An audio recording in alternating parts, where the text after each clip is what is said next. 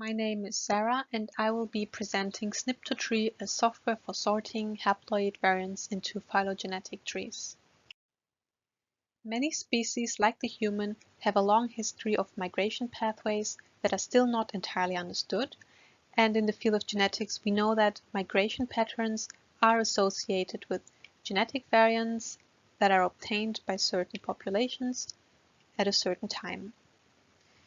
And this association is particularly evident for genetic variants on non-recombining DNA, like the Y chromosomal and mitochondrial DNA. And because of the lack of interchromosomal recombination, we can investigate in which order or hierarchy these variants were accumulated over generations, which can be represented in a phylogenetic tree. And because of the importance of the hierarchy of variants for evolutionary and ancestry studies, they are reported in databases like the Y chromosomal variants reported by the International Society of Genetic Genealogy. So this is available only for some species, and of course there is a bias towards those populations that have been reported or researched more than others. But with the increased application of sequencing, there are many more variants and their phylogenetic relationships that remain to be reported. Traditionally, sequencing data are used to generate phylogenetic trees of the sequences, for example using maximum likelihood. And here each branch tip is a sequence, and the variants that are shared by sequences in a clade can be sorted in a phylogenetic tree of variants. But when we combine sequencing data from different sources, or when we have low quality sequencing data, we might obtain an erroneous phylogenetic tree. So here we know that the branch tips, the sequences that are marked in purple, they are very closely related due to the presence of certain clade characterizing variants. But instead of being clustered in this phylogenetic tree, these sequences are distributed on very distant branches because of missing data.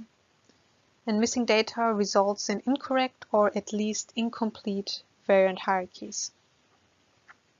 Therefore, I am introducing SNPtotree, which is an alternative and simple tool that can handle missing data and also automatically sort biallelic variants on non-recombining DNA into a phylogenetic tree. So for this we need to generate an input file where we combined sequencing data from different sources, also including sequences of bad quality.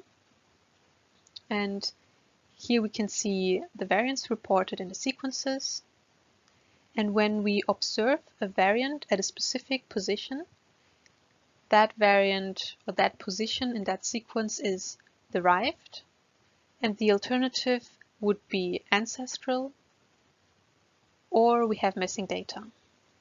And in order to determine when do we have a variant and when is it the alternative, we need to align our sequences to a reference that is ancestral to all of our sequences. So this is equivalent to selecting an outgroup to root a phylogenetic tree, where the outgroup needs to have ancestral character states within the group so we can infer evolutionary relationships.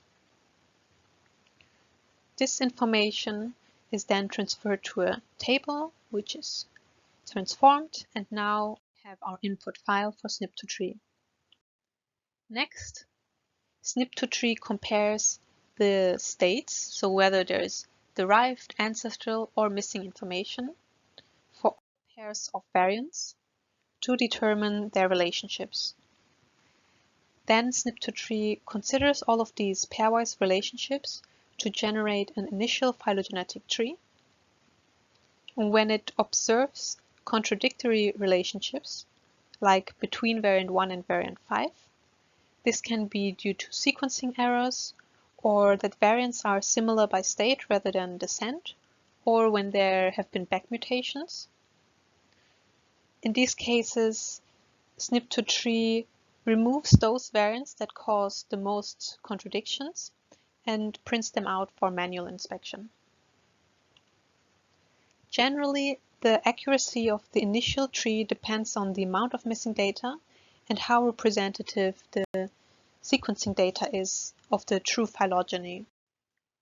So when we lack relevant information, for example, this ancestral allele in sequence 4, if that would be missing, then parts of the initial tree get disconnected.